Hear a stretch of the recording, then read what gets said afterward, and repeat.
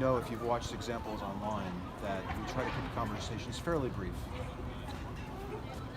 4 or 5 minutes, sometimes they go 10 or 20 minutes. And also, I should let you know, there's a good chance that those Mormon guys might be coming back down for a follow-up conversation. So if that happens, I might want to wrap this one up a little sooner than maybe normal. Oh. But did you say your name? Yes. Okay. If how much time do you think I'll have if that's the case? Because like I don't know. How much time do you? What is your claim, and how much time do you think you need to explore it with me? Yeah, like maybe a solid 10 minutes would be fine. 10 minutes? Yeah. Okay. You're familiar with Street Epistemology, and you wanted to have your belief explored with it? Yes. Wonderful. Yeah. I appreciate your courageousness to do that. Yeah.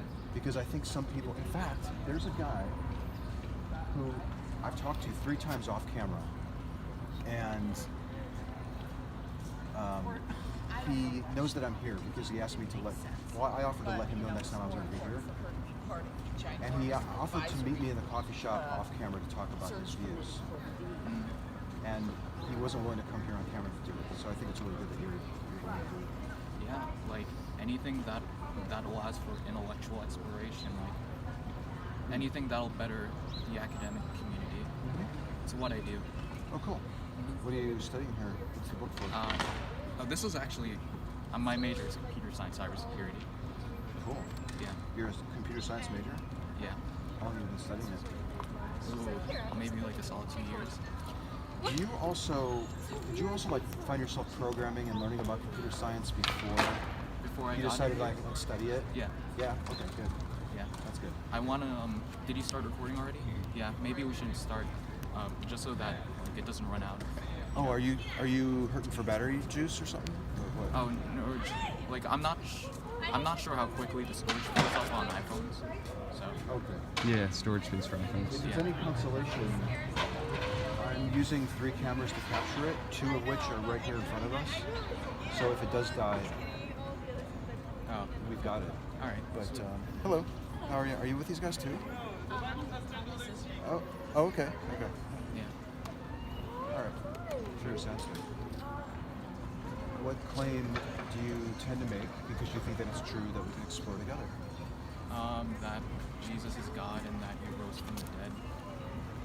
Jesus is God and He rose from the dead? Yeah. That's 2 claims. Okay. Well, Fair. we can go with either one, or we can sort of combine them, I suppose. Is one dependent on the other? Jesus is God. Yes, is dependent on Jesus rose from the dead.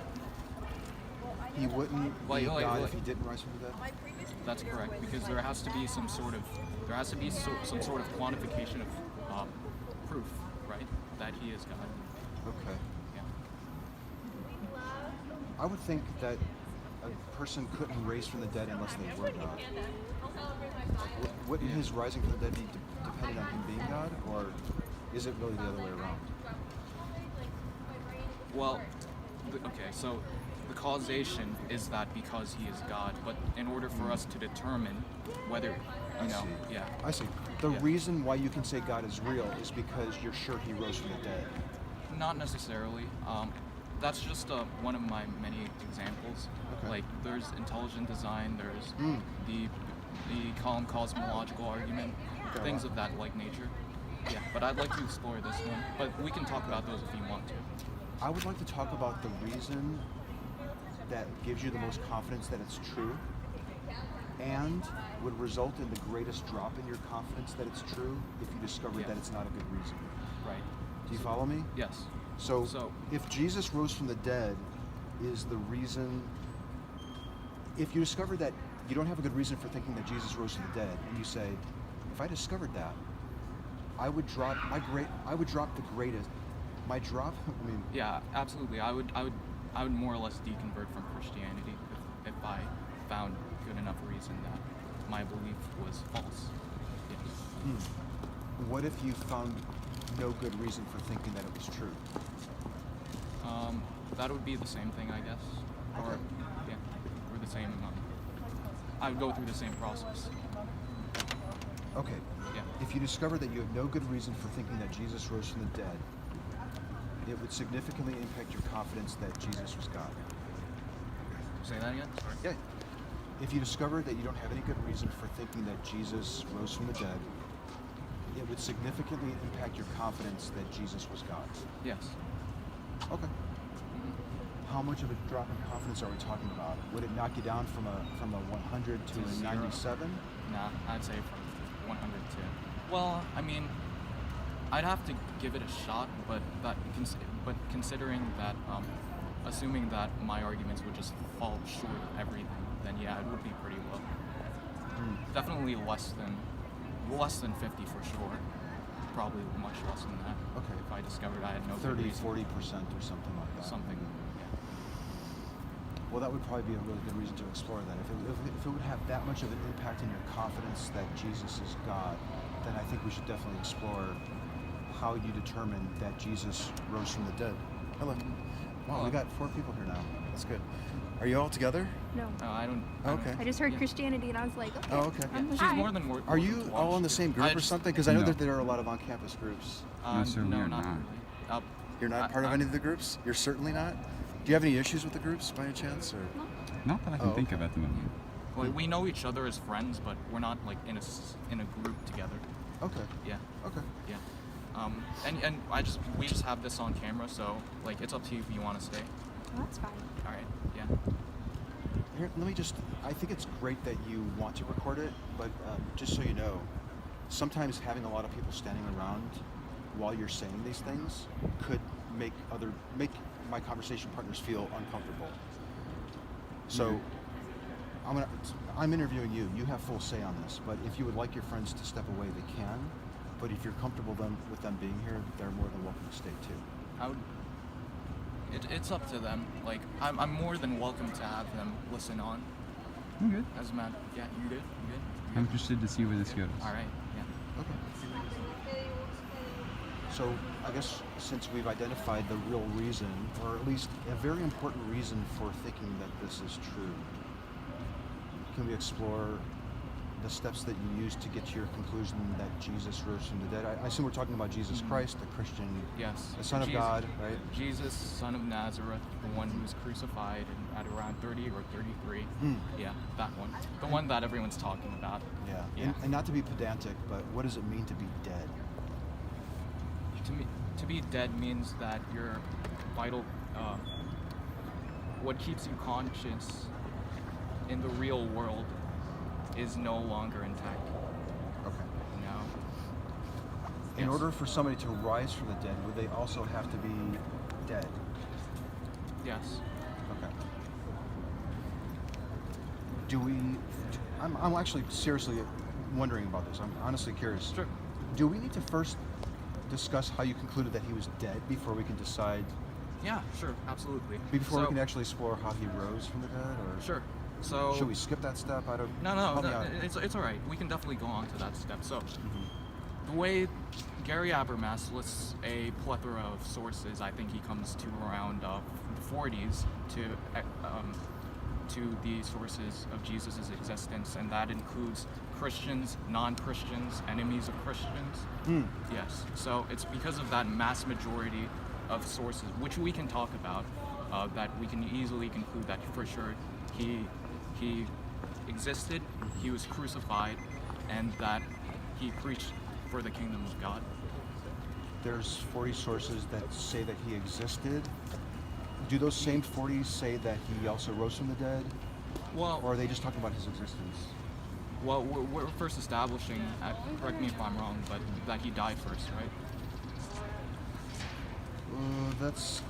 I guess we can just assume that he existed, I suppose, and just focus on Sure. that he died, maybe just for the purpose of this. Yeah, so let's Yeah. just do that. Did you say that there's 40, there's 40 what? I'm sorry. Sources, There's 40 sources that claim that he, independent sources. are they claims or are they proofs, are they evidences? So, well, how do I put this way? When you were born knowing nothing, right? I promise I have a direction to this. When I was born, did I know nothing? I mean, I guess it could be argued that maybe babies know how to breathe when they're born, or cry, or or defecate maybe.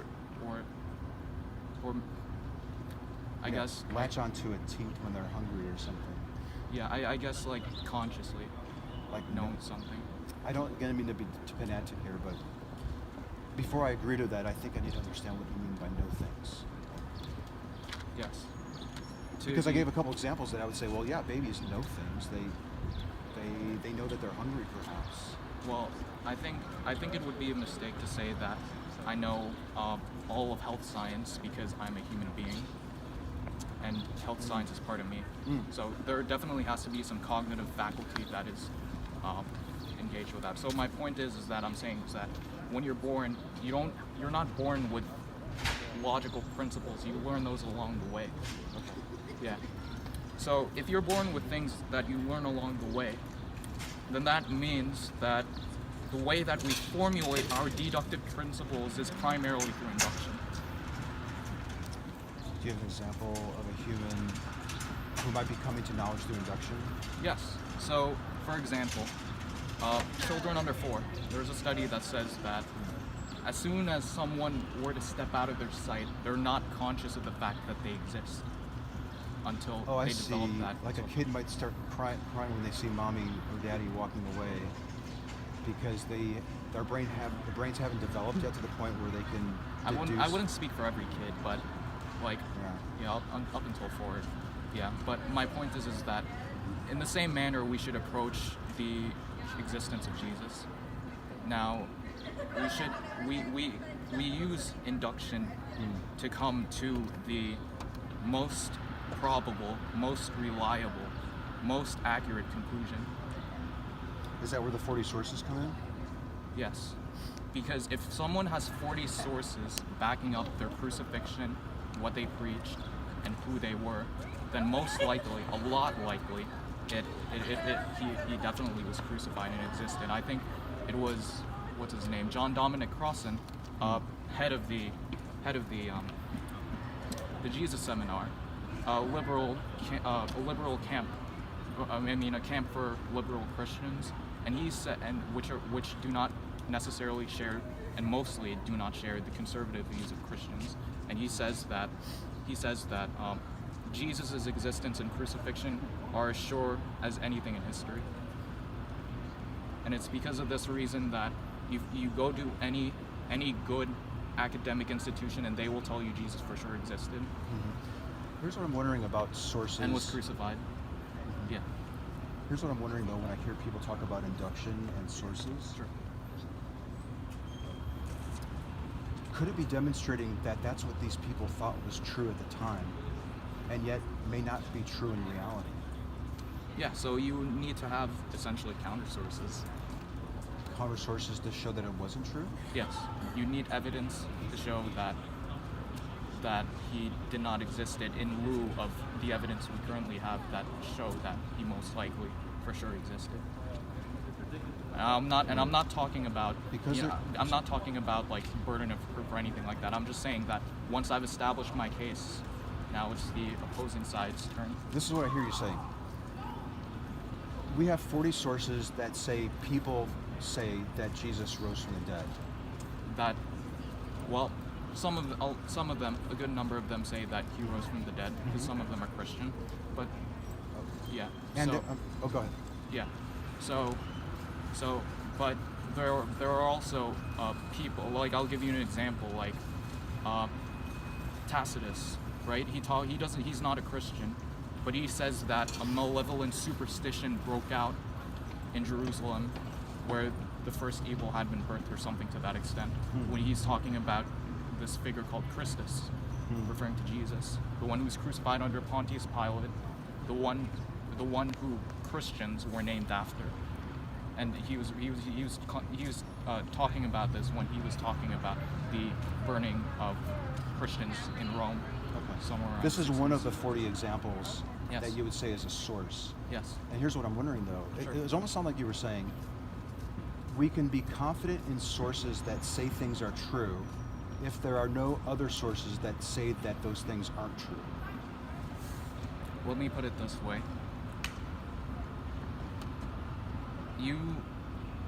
What is your confidence that that the sources are wrong.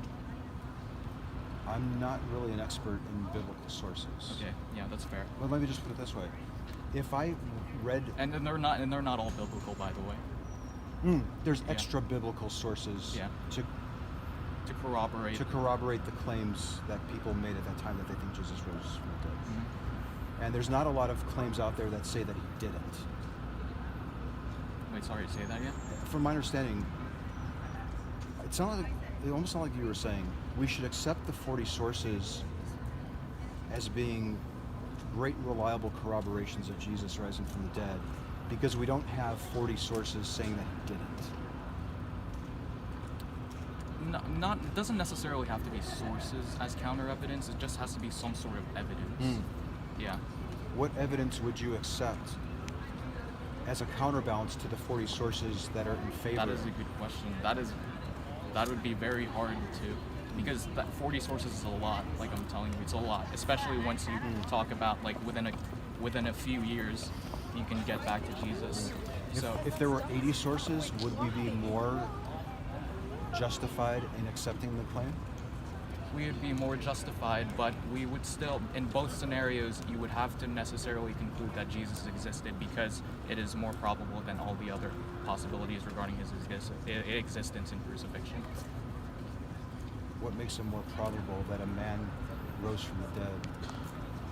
What makes it more probable that a man... The number of... Yeah. What is it... What is increasing the probability that what you're thinking is true? Yeah, so do you want to move on from Jesus died? No. I'm still interested in exploring that. Okay. What is... You mentioned probabilities, I think. And Yes. what is increasing the probability? Are the 40 sources influencing the probability that the claim that Jesus rose from the dead is true? One individual source is not going to do anything. For example, like that one disputed passage in Josephus, that's not going to do anything. You'll throw that one out, and instead of 41, we got 40. Yeah.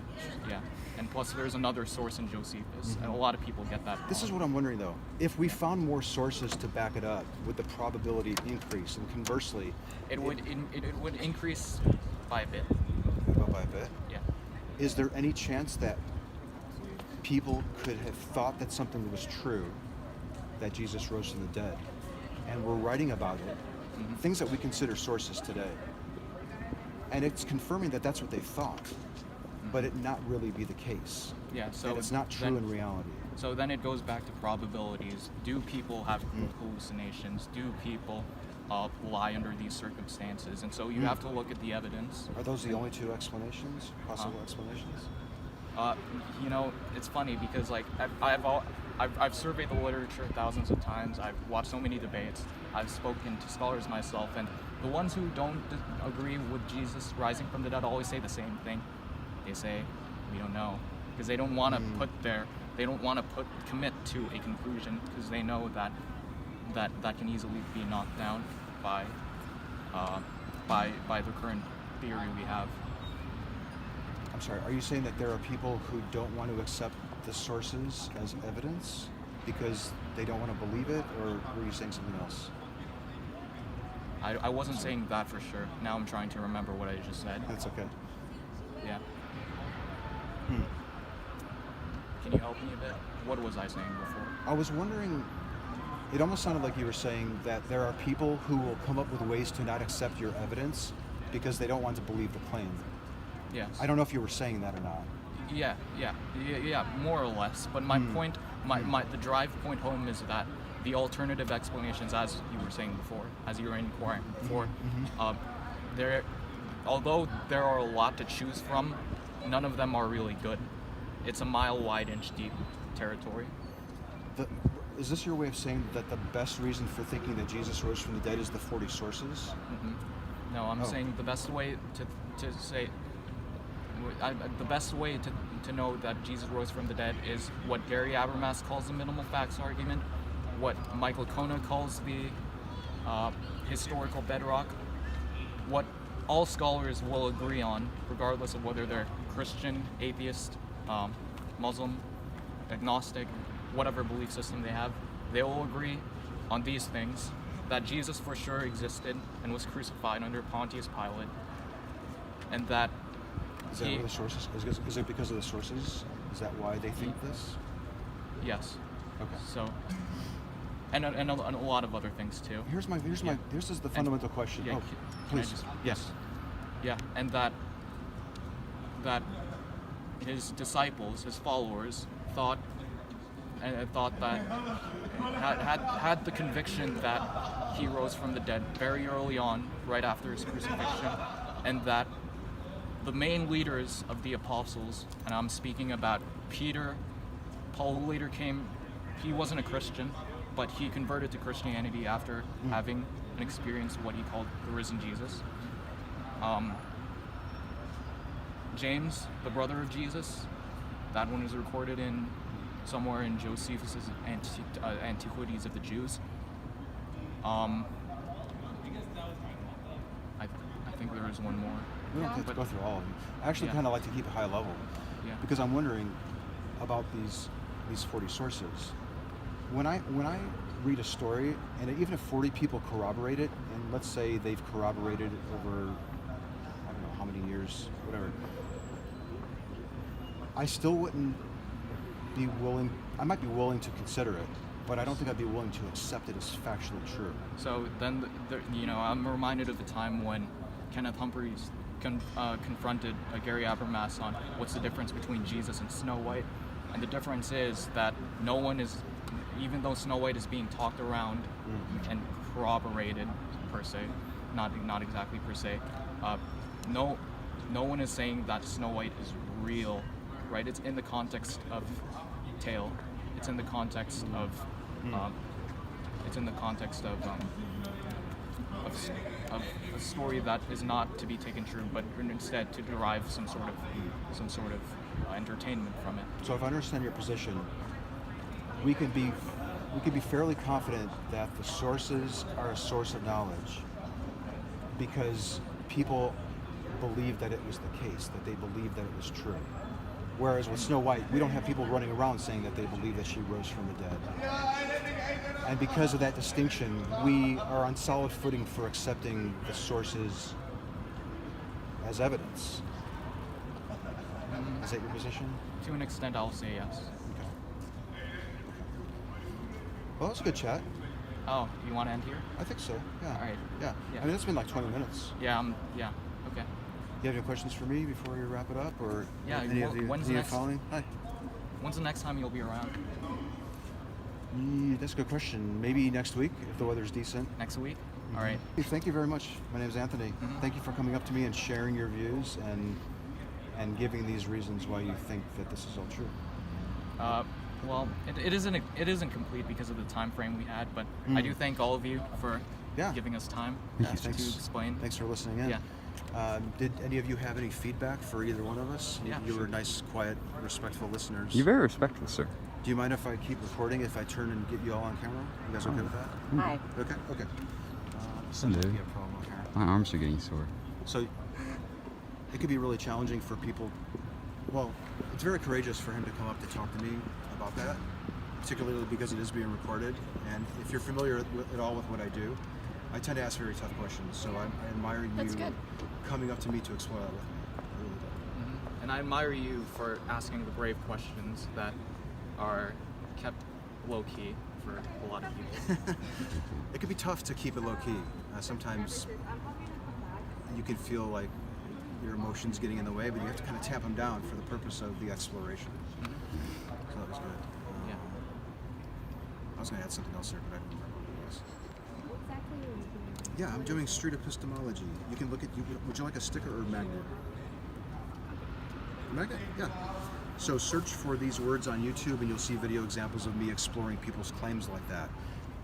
Whether it's about Jesus existing, or Vishnu existing, or Allah being real, and they may even give the same reasons. Well, there's lots of sources, and lots of people believed it. But we explore these claims in a really respectful way, and we even talk about politics. Real quick question: does anyone ever have come up with the claim that they want you to challenge that Muhammad is real? That what was real? That Muhammad is real, the prophet Yeah. of Islam? Yeah, I've had conversations on this campus with people who think Muhammad is real. And Vishnu and Ganapati and Brahma, and a couple other deities. And then you meet some people who say, well, God is love. God is this feeling that I get. I actually interviewed 2 Mormons an hour and a half ago, and they might actually be coming down for a follow-up talk. So yeah, I meet lots of people who believe in different gods, and what's interesting is that they give a lot of the same reasons that we heard from. Now, you might contest that because, well, these are older, lots of people believed it, they were willing to die for it. But when we get down to the real reasons why, they're not often much different, which is one of the reasons why I don't really believe in any gods. Yeah. Yeah. Well, we can definitely save this discussion for later, but Would you like one also? I wouldn't agree at all that we have the same reasons, because for one thing, you could probably attest to this, but you probably don't remember someone like me coming up and saying, oh, let's record this, oh, let me explain my views, you know, things of that nature, and was able to answer all of the questions. You don't think I would remember somebody who answered the questions? Or at least that it would be very rare. Oh, no. I tend to remember many of the people I talk to, or at least the conversations. Sometimes I forget. With a collegiate level of understanding, not just answering just for the sake of answering. Oh. Yeah. Oh, do you think that your responses were better than the typical responses I might get? Absolutely. Have you watched any of my stuff? I did watch this one thing. You've watched one? Yeah. Okay. So, yeah, well, that's what's interesting is a lot of people will comment on my videos that you need to talk to a real Christian who could defend it, which I think in a way is a little bit insulting to the people that I speak to, because the reasons why you think your God is real may be completely different reasons why you think the same God is real. And what's important is how you are coming to your conclusion. Even though he may not think that you have a really good reason or a good method, and his is superior, and by the way, you should adopt his view, when I'm exploring why you think that it's true, it's your reasons and your method that's important. And if you discover that I don't have a good reason or a good method for thinking that it's true, maybe you'll seek out better reasons. Maybe he actually has them. So there's value in engaging with somebody, even though they may have not thought it through all the way, maybe as much as you have. And I'm not saying that it's a waste of time for them, but I don't view it as a waste of time for me or them or anyone that might be watching. Yeah. Because I can upload it. I have to grab some water because my throat's really dry. Would you mind holding my board? I might have a talk with somebody who gives a reason that is a crazy reason in many people's eyes. But 40 people watching that encounter might say that's the same reason that I'd give to that guy if he interviewed me. And it causes them to take another look at their beliefs and find better reasons for holding their views. So there's value in surfacing bad reasons and unreliable methods, because then we can at least acknowledge that we have those and we can find better reasons, like maybe your friend here has, and better methods. That's right. I was thinking of how it's kind of making you a better Christian and have to question what you believe. It can, but you have to be willing to step up to the plate like you did, and I think it was really brave of you to do that. I'm not just blowing smoke. Honestly, I'm proud that you did that. Thanks. Yeah. Good. Yeah. From a Do we want to end the recording here, or Good, do sir. you guys have any more questions? You guys good? Do you believe anything, sir?